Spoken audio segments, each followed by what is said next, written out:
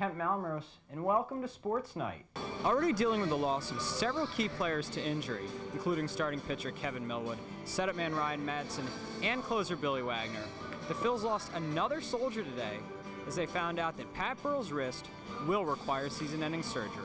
The Phillies slugger currently ranks in the top 5 on the team in 4 major offensive categories, including 18 home runs and 68 runs batted in. You know, what they do inside, I think, is...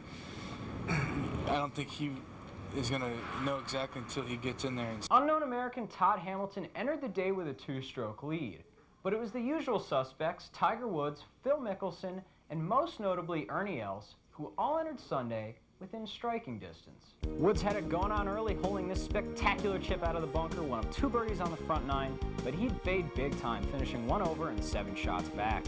Mickelson starts his day 2 shots behind, but lefty made them both up on 13, chipping in this eagle, giving him a temporary share of the lead. He'd finish 1 shot behind the leaders at 9. Simple par putt on 18, and with it, he wins the 133rd British Open, becoming the 6th consecutive American to have his name etched on the claret jug at Royal Troon. I'm standing in front of the Palestra, which for the last 15 years has been home to Fran Dunphy, the men's basketball coach at the University of Pennsylvania. However, it may not be for much longer, because CSB Sports has learned that LaSalle University has offered its vacant head coaching position to Dunphy, who played 4 years of college basketball at LaSalle, and they're reportedly willing to give him twice his current salary at Penn.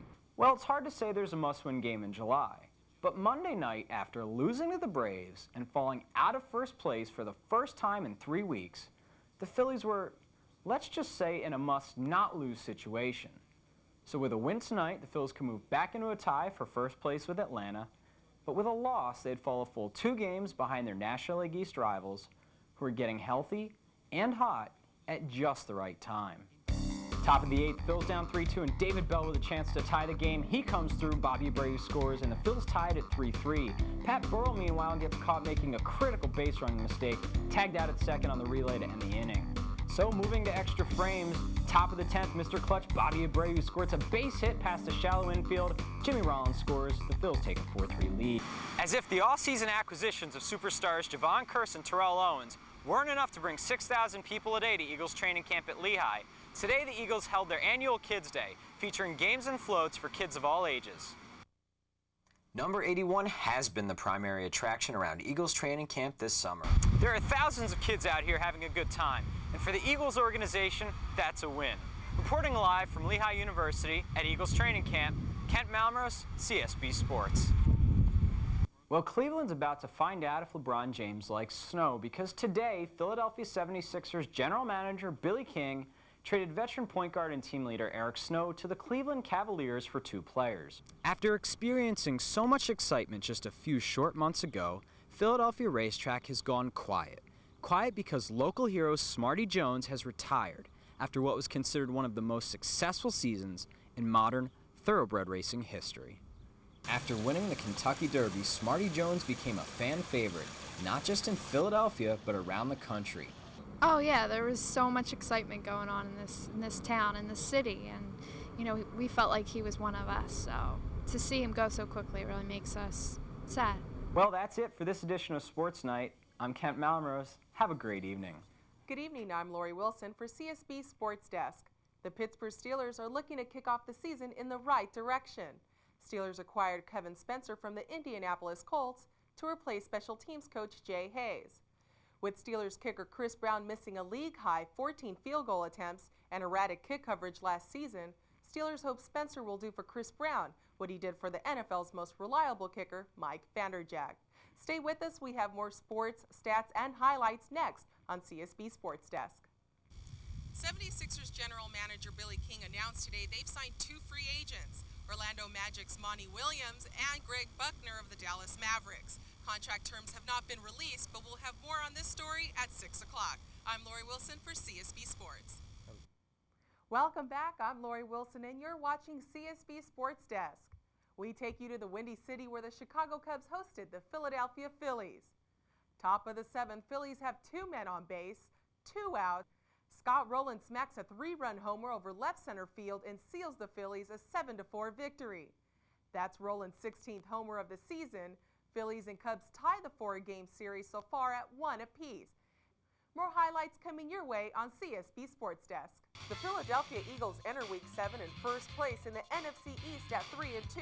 But this week they face one of their biggest challenges, Warren Sapp and the Tampa Bay Buccaneers. It's going to be two teams going out to pretty much get one thing, and that's the big win to propel their season to continue on. Reporting for CSB Sports, I'm Lori Wilson. Today, the NFL's Player Association voted the Veterans Stadium the worst stadium in the NFL.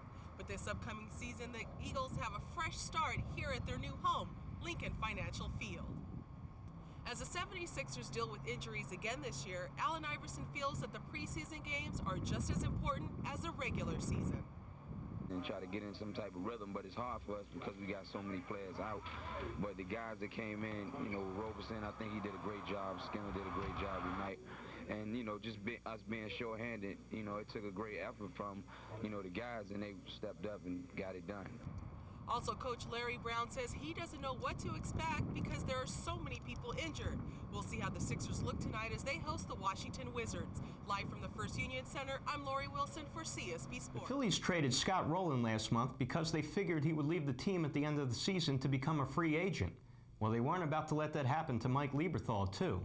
Today, the Phillies signed Lieberthal to a 3-year contract extension worth $22 million. If I wasn't happy here, then I wouldn't have signed this contract, and I would have gone into the next season open for free agency. I'm happy here. Tonight against the Brewers, it's Randy Wolf's birthday, and look how he celebrates. Yeah, that's his first career home run. Gets congratulations from Larry Boa. Then Pat Burrell, he goes deep, and way out of here. That's his 31st of the year. 8th inning, Wolf looking sharp. He gets Sexton right there on the high heat. Then Jose Hernandez, the next batter. Same thing. Phil's win 7-zip. Other scores, it was San Diego over Florida. Houston defeated Cincinnati. In the American League, Seattle over the Yankees, and Boston crushed Texas. Little League World Series action, game tied, bottom of the 6th. The hero, Ryan Griffin, he lifts a pitch over the right field fence, the walk-off home run. Massachusetts beats New York 5-2. They advance to the U.S. Championship game on Saturday. The Eagles were back on the practice field today preparing for their preseason game tomorrow night against the Baltimore Ravens. All eyes will be on the first-team offense as they haven't scored a touchdown in this preseason. But Andy Reid isn't worried. Is it time to panic? No, not at all. I did see some good things in there, but we need to eliminate the mistakes. We're still not going to game plan, but yet and still we want to be able to move the ball downfield consistently, eliminate some of the mistakes, and just continue to try to put points to the board. One note, Levon Kirkland will start at middle linebacker. He and Barry Gardner are in the battle for that position. And before the game tomorrow, the Eagles will honor Randall Cunningham, who will officially announce his retirement from the NFL. Also in the NFL tonight, Broncos running back Terrell Davis suited up ceremoniously for the last time. A chronic knee injury has forced Davis to call it quits after 7 years. The Broncos lost to the 49ers 12-7. To golf, the NEC Invitational, Tiger Woods with the nice approach here at number 7. He finished the first round with a 68, 3 shots off the lead. And at the X Games, she's only 14 years old, but Tori Allen will scale the high wall in the women's speed climb in an amazing 13 seconds. Finally tonight, Zippy Chippy, the losingest racehorse in thoroughbred history, he finally won a race. Well, sort of. You see, it was a promotion by the minor league baseball team, the Rochester Red Wings.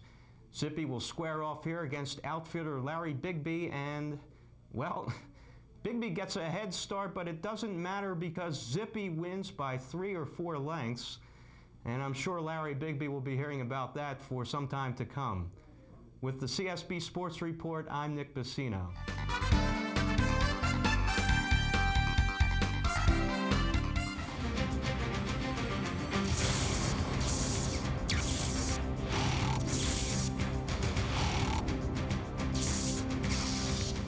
From Mile High Stadium in Denver, Colorado, it's the rematch the Browns have long awaited. They've been waiting an entire year to get revenge against the Denver Broncos for losing the AFC Championship last season in Cleveland. Now the time is here. The Browns against the Broncos for the right to go to the Super Bowl. Bernie Kosar for the Browns, John Elway for the Broncos. The Browns' dog defense against Elway and company. It should be a tremendous matchup here in Denver, and the weather is ideal. 40 degrees and lots of sunshine today, and it should be a fast track.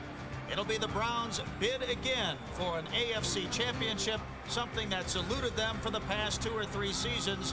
This time, they think it's their turn. Bernie Kosar was a 1-year-old when the Browns last won the NFL championship.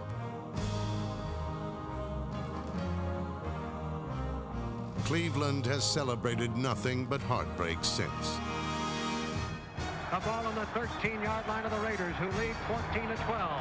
The play came in, red right 88. But with Cleveland needing only a field goal, the Browns appear to be in the driver's seat. Seif is going back to pass, wants to take a shot into the end zone. He looks, he throws, and it's a great play that may have been intercepted, and the Cleveland Browns call the football once too often. Holy tomato! It was inexplicable to me that we didn't go for what could have been a chip shot. In the 1985 divisional playoffs, Ernest Biner's 66-yard touchdown lifted the Browns to a 21-3 halftime lead over the top-seeded Dolphins. Marino gives the ball to Davenport, and he's got the first down and maybe more. He's going to go all the way. Miami came back to win, 24-21. Brian Brennan's acrobatic touchdown gave the Browns a 7-point lead in the 1986 AFC Championship with just over 5 minutes to play. Then came the drive.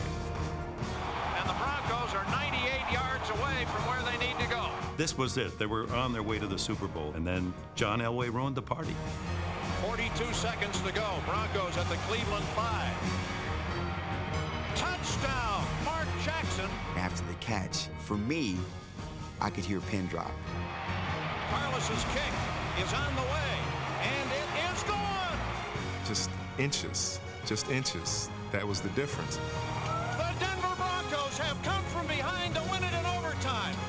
In the Super Bowl, the ball did not bounce the Broncos' way as the Giants captured a 39-20 rout.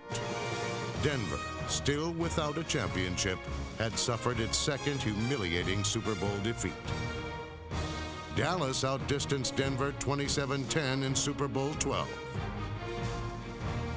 In 1987, the Broncos and the Browns play again for a Super Bowl berth, this time at Mile High.